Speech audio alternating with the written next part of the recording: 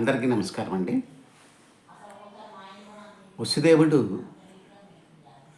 తన మొదటి సంతానాన్ని కంసునికి మాట ఇచ్చిన ప్రకారము తీసుకుని వెళ్ళి కంసునికి అప్పచెప్పాడట. కంసుడు ఆ బాలుణ్ణి చూసి, నీ యొక్క సత్యసంధతకి నేను మెచ్చుకున్నాను వసుదేవ. నీ కుమారుల్లో అష్టమ గర్భాన్ని జన్మించినటువంటి కుమారుడు కదా నాకు హాని తలపెట్టేది. నా మరణానికి కారణమైనటువంటి వాడు కదా. కాబట్టి వాడిని నాకు అప్పచెప్పు, మిగిలినటువంటి 7 నేనేమీ చేయను అని చెప్పేసి మాట ఇచ్చాడట. ఆ విషయాన్ని విన్నటువంటి వసుదేవుడు ఆనందముతో తన సంతానాన్ని వెనక్కి తీసుకుని వెళ్ళిపోయాడు. అయినా కానీ అతని మనసులో ఎక్కడో భయం అనేటువంటిది తొంగి చూస్తూనే ఉన్నదట. వీడు క్రూరుడు, ఏదో ఇప్పుడు మాట అన్నాడే కానీ ఎందుకు వదిలిపెడతాడు, వీడు వదిలిపెట్టాడు అని అనుకున్నాడట. సరే, ఇంటికి వెళ్ళేసాడట. ఈలోపు నారదుల వారు పనిగట్టుకొని ఒకానొక రోజున కంసుని ఇంటికి వచ్చాడట. వచ్చి ఏం చెప్పాడంటే, నాయనా, యాదవులు మానవులు కారు, వారు యదువంశ జనులందరూ కూడాను దేవతా అంశతో పుట్టినటువంటి వారు. కాబట్టి వాళ్ళ వలన నీకు కీడు మాత్రం జరగక తప్పదు. నేను చెప్తున్నానని కాదు,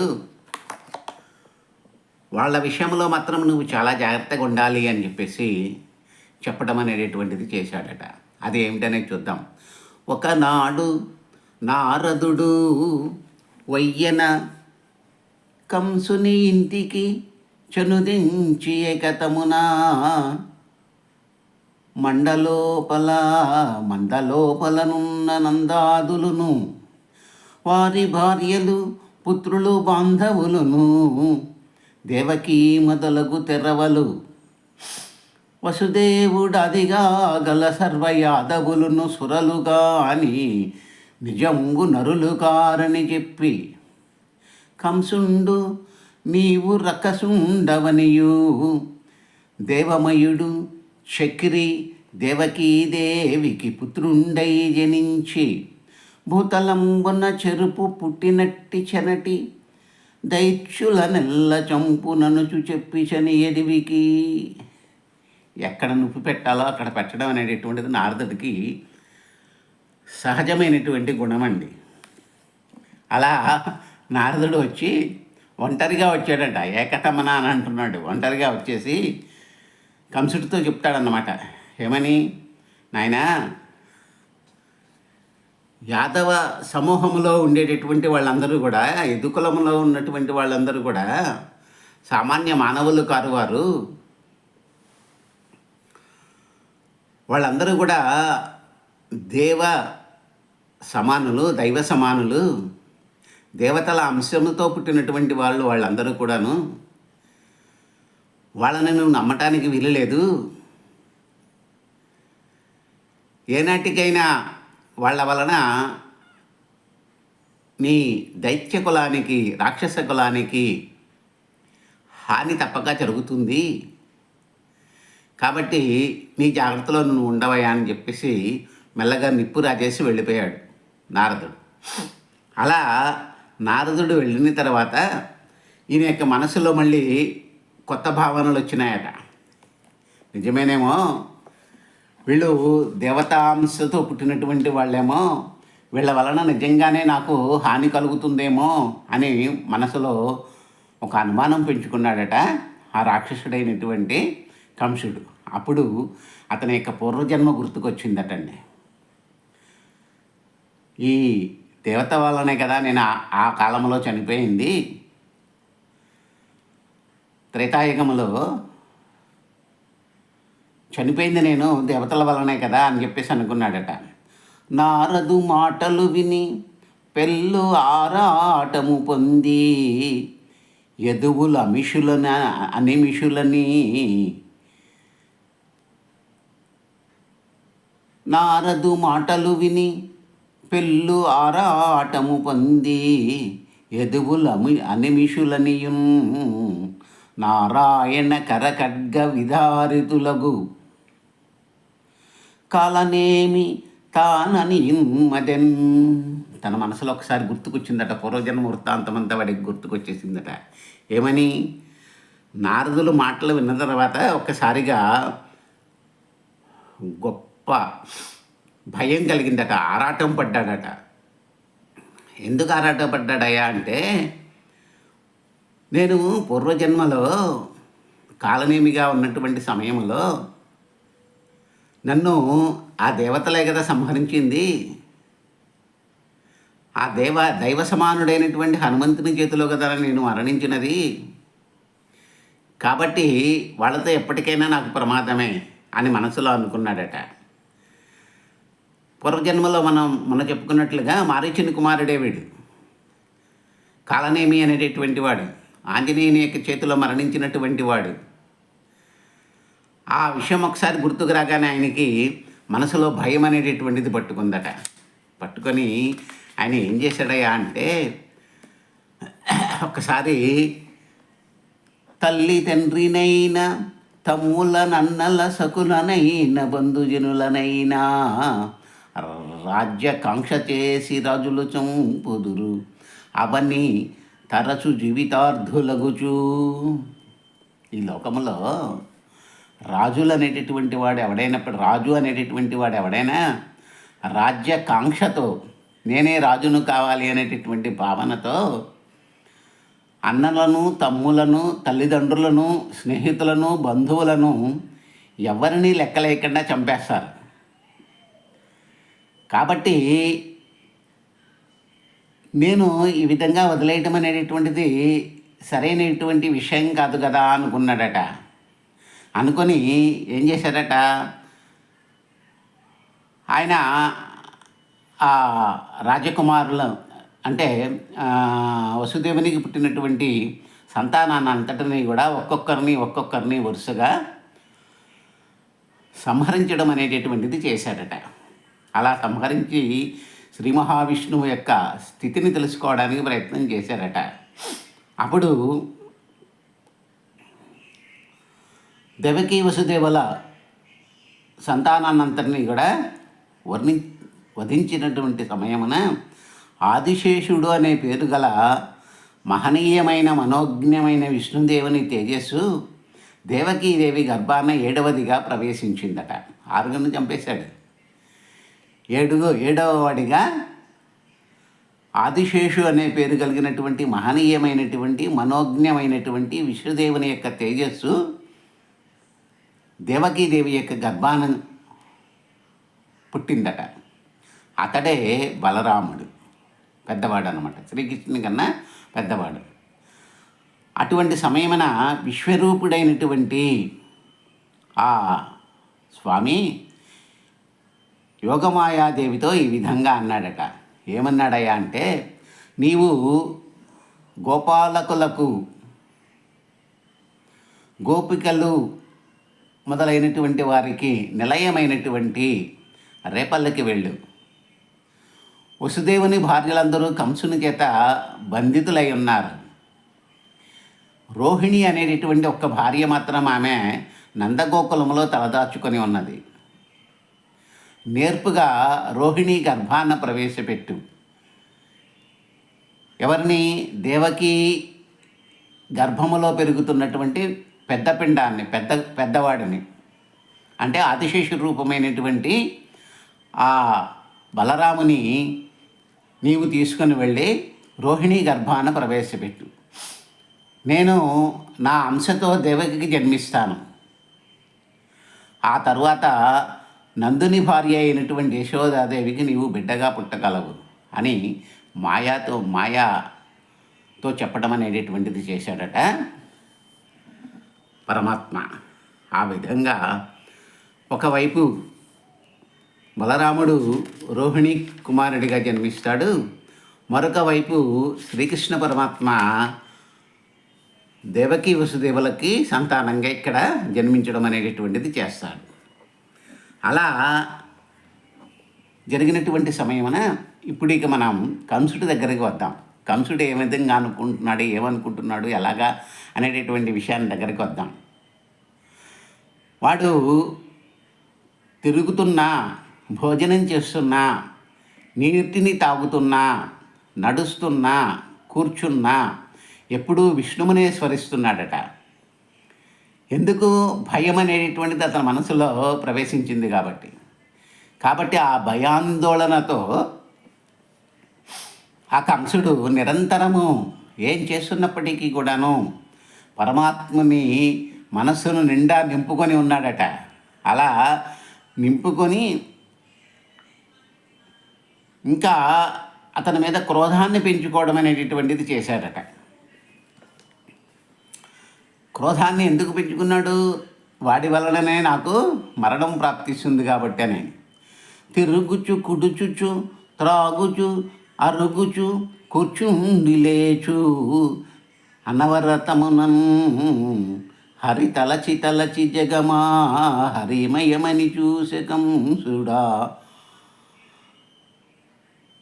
ఆరని పలుకన్. ఆ విధంగా కంసుడు తిరుగుతున్నా, భోజనం చేస్తున్నా, నీటిని తాగుతున్నా, నడుస్తున్నా, కూర్చున్నా, లేచినా ప్రతి నిమిషము పరమాత్మని తలుచుకుంటూనే ఉన్నాడట. వాడిని వలన నాకు ప్రమాదం ఉంది కదా, వాడిని ఏ విధంగా నేను కడతీర్చాలి అనేటటువంటి ఆలోచనతోనే ఉండిపోయాడట. అలా అతను క్రోధముతో మనస్సు అంతటినీ కూడాను విచలితం చేసుకున్నాడట. లోకమంతా ఆయనకి విష్ణుమయంగా కనిపించేసిందట. ఎందుకంటే ప్రతి నిమిషం అతను విష్ణువునే మనస్సు నిండా తలుచుకోవడం అనేటటువంటిది చేశాడు. అందువలన ఆ కంసునికి మనస్సంతా కూడాను విష్ణుమయంగా, లోకమంతా కూడాను విష్ణుమయంగా అయిపోయింది. అతని మనసు నిండా శ్రీ మహావిష్ణువే నిండిపోయి ఉన్నాడు. ఏం చేయాలో అర్థం కావట్లేదు ఆయనకి. అటువంటి సమయమున శ్రీకృష్ణ పరమాత్మ జననం అనేటటువంటిది జరిగింది. అది ఎలా జరిగింది అనేటటువంటిది చెప్తున్నాడు అన్నమాట. తర్వాత ఏమని? పంకజముకి నీళ్ళాడను సంకటపడా కలులా మనసంబులు నెల్లన్ సంకటముతోచే మెల్లన సంకటములు లేమితో సత్పురుషులకు.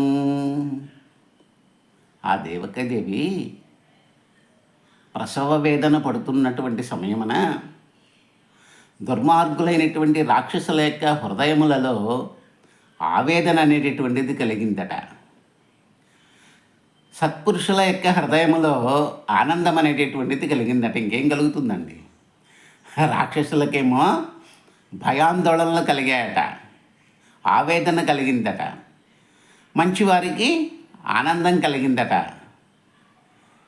అలా పంకజముకి నీళ్ళాడను సంకటపడ కలుల మానసంబులు నెల్లన్ సంకటముతోచే. ఆ దుర్మార్గులైనటువంటి రాక్షసుల యొక్క హృదయములలో భయాందోళనలు అనేటువంటివి, ఆవేదనలు అనేటటువంటివి నిలిచిపోయినాయట. అలా మంచివారి యొక్క హృదయములలో కష్టములన్నీ కూడా తొలగిపోయి ఆనందం అనేటటువంటిది కనిపించిందట. అటువంటి సమయమున లోకాలన్నీ కూడా ఏ విధంగా ఉన్నాయి అనేటటువంటిది, అంటే పరమాత్ములు ప్రసిద్ధులైనటువంటి వ్యక్తులు పుట్టేటటువంటి సమయమున, జన్మమెత్తేటటువంటి సమయమున, అవతారము దాల్చేటటువంటి సమయమున ప్రకృతి అంతా కూడాను చాలా ఆనందంగా పులకించిపోతుందట. ప్రకృతి అంటే మొత్తము, సృష్టి మొత్తము కూడా ఆనందంతో పరవశించిపోతుందట. కేవలము దుష్ట స్వభావము కలిగినటువంటి వారి యొక్క మనస్సులలోనే బాధ అనేటటువంటిది కలుగుతుందట. ఎందుకు ఈ పరమాత్మ పుట్టుతున్నాడయ్యా అంటే అటువంటి దుష్టులను సంహరించడానికి కోసమే పుడుతున్నాడు. కాబట్టి మనం మరణిస్తాము అనేటటువంటి భావనతో వాళ్ళు దుఃఖాన్ని పెంచుకుంటున్నారట. ఆయన వలన మనకి మేలు కలుగుతుంది అనుకున్నటువంటి వాళ్ళందరూ కూడాను ఆనందాన్ని అనుభవిస్తున్నారట. అదే చెప్తున్నాడు. స్వచ్ఛంబులై పొంగి జలరాసులేడును కలఘోషణముల మేఘంబులురిమే గ్రహ తారకలతోడ గగనంబు రాజిల్లే దిక్కులు మిక్కిలి తెలివిదాల్చే కమ్మని చల్లని గాలి మెల్లన వీచే హోమానలంబు చెన్నుంది వెలిగే కొలకుల కమలాళి కులకులై సిరినుప్పే ప్రవిమలముతోయ పారెనదులు వరపుర గ్రామ ఘోషయై వసుదయుప్పే విహగరవ పుష్పఫలము విలసేవనము అలరు సోనలు కురిసి అయ్యన మరవరులు అయ్యమరవరులు దేవదేవుని దేవకీ దేవి గనగా స్వచ్ఛంబులై పొంగి జలరాసులేడును కలఘోషణముల మేఘంబులురిమే గ్రహతారకలతోడ గగనంబు రజిల్లే దిక్కుల మిక్కిలి తెలివిదాల్చే కమ్మని చల్లని గాలి మెల్లగా వీచే హోమానలంబు చెన్నందు వెలిగే గోకులు కమలాళి కులములై సిరినుప్పే ప్రవిమములతోలై పారెనదులు వరపుర గ్రామ ఘోషయై వసుదయప్పే విహగరవ పుష్ప ఫలములు విలసనవనము అలరు సోనలు కురిసి అయ్యమరవరులు దేవదేవుని దేవకీ దేవి కనగా ఆ దేవదేవుని ఆ దేవకి దేవిని ఇద్దరిని చూడంగానే దేవతల యొక్క మనస్సు ఆనందముతో ఉప్పొంగిపోయిందటండి. దేవకీదేవి ప్రసవిస్తున్నటువంటి ఆ సమయంలో ఒక్కసారిగా 7 సముద్రాలు కూడా ఆనందంతో ఉప్పొంగిపోయాయట. మేఘాలు ఆనందాన్ని పంచుతున్నట్లుగా గర్జించడం అనేటటువంటిది చేశాయట. గ్రహాలతో పాటు తారకలు కూడా ఆకాశమున విపరీతమైనటువంటి ప్రకాశాన్ని పొందగలిగాయట. అలాగే దిక్కులన్నీ కూడా దివ్యమైనటువంటి కాంతులతో నిండిపోయాయట. గాలులు కమ్మని వాసనలను లోకాలకి పంచిపెట్టాయట. అలా నిర్మలమైనటువంటి మనస్సుతో నదులన్నీ కూడా ప్రవహించాయట, నిండుగా ప్రవహించాయట.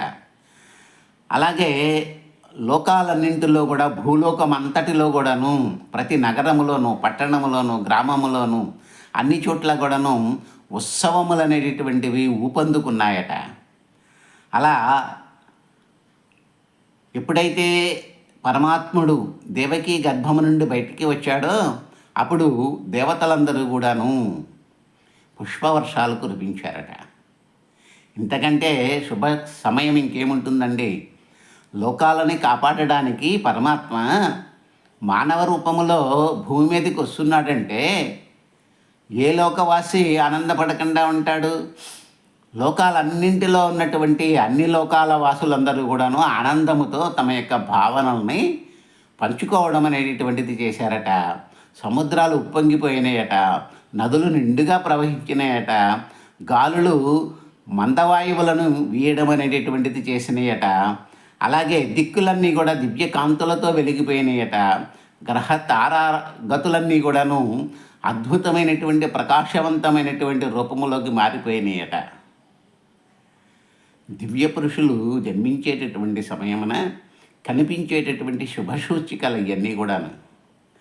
అలాగే రాక్షస సమూహాలు జన్మించినటువంటి సమయమున నక్కలు ఊళల వేయడం, దిక్కులన్నీ కూడాను భయముతో ఉండడము, అలాగే సముద్రములు కుంచుకుపోవడము, ఇలాంటివన్నీ కూడా జరిగిపోతూ ఉంటాయి. ప్రళయం రావడం అనేటటువంటిది జరుగుతుంది. కానీ ఇక్కడ దివ్య పురుషుడైనటువంటి పరమాత్మ కృష్ణునిగా మానవ రూపంలో భూలోకానికి రావడాన్ని అందరూ కూడా స్వాగతించారట. ఆనందముతో తబ్బిబ్బైపోయారట అందరూ కూడా. లోకాలలో ఉన్నటువంటి మానవులు, అలాగే జలధులు, అలాగే మేఘములు, అలాగే నక్షత్రములు, గ్రహములు, తారలు అన్నీ కూడా ఆనందంతో ఉప్పొంగిపోయాడట. అటువంటి సమయమున ఆ పరమాత్మ ఏ విధంగా ఉన్నాడు అనేటటువంటి దాన్ని కూడా వివరిస్తున్నాడు అన్నమాట. జలధర దేహు ఆజాను చతుర్బాహు సరసీరుహాక్షు విశాలవక్షు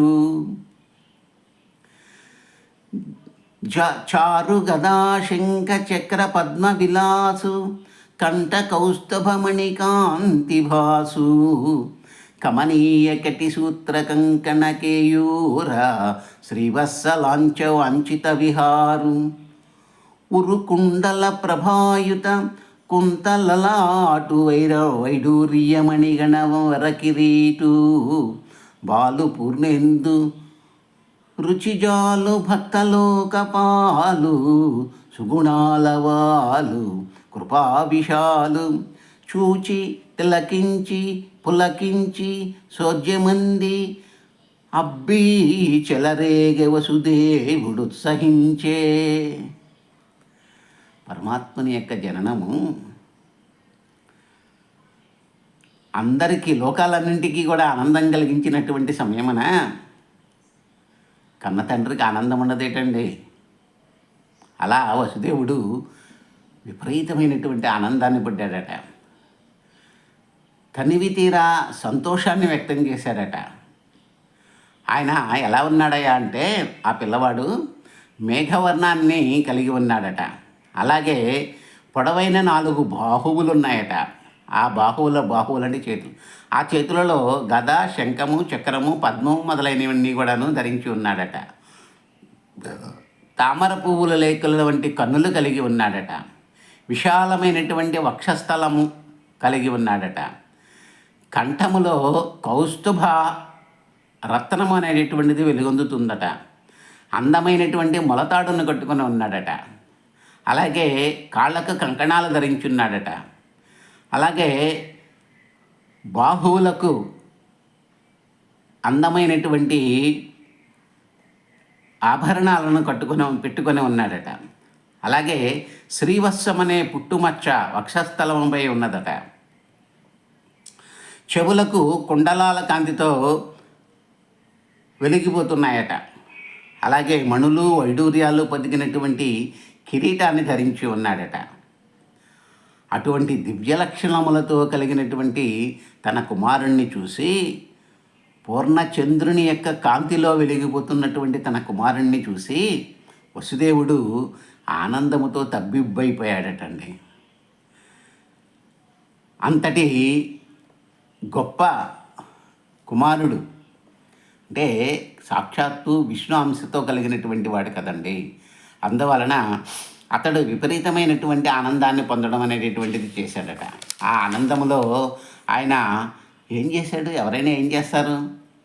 లోకాలం తన యొక్క ఏలుబడిలో ఉండేటటువంటి ప్రజలందరికీ కూడాను కావలసినటువంటి అవసరము లేనటువంటి విషయాలను కూడా ఆయన కల్పించడం అనేటటువంటిది చేశాడట. లోకాలన్నింటికీ ఆయన విశేషమైనటువంటి బహుమంతులను అందించడం అనేటటువంటిది చేశాడట. ఆయన ఆనందం అనేటటువంటి సాగరములో ఓలలాడడం అనేటటువంటిది చేశాడట. అలాగే బ్రాహ్మణులకు వేల కొలది గోవులను దానంగా ఇచ్చాడట. ఈ విధంగా వసుదేవుడు అన్ని విధాలుగా లోకాలకన్నింటికి, అంటే తాను పరిపాలించేటటువంటి ఆ రాజ్యములో ఉండేటటువంటి ప్రజలందరికీ కూడాను కావలసినటువంటి అన్ని రకాలైనటువంటి సదుపాయాలను ఇవ్వడం అనేటటువంటిది చేశాడట. అలాగే మనస్ఫూర్తిగా దేవతలందరినీ కూడాను మనసులో భావించడము, పూజించడం అనేటటువంటిది చేశాడట. ఆ విధంగా పుట్టినటువంటి ఆ బిడ్డని యొక్క విశేషాలని గురించి మనం రేపు చెప్పుకోవడం అనే ప్రయత్నం చేద్దాం. ఈరోజుకి స్వస్తి.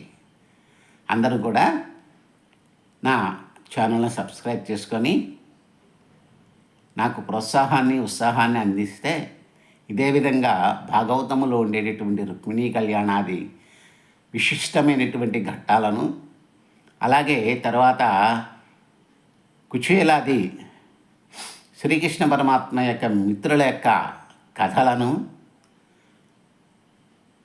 అన్నింటినీ కూడా నాకు చేతనైనంత రీతిలో మీ అందరికీ కూడా అందించడానికి ప్రయత్నం చేస్తాను. స్వస్తి.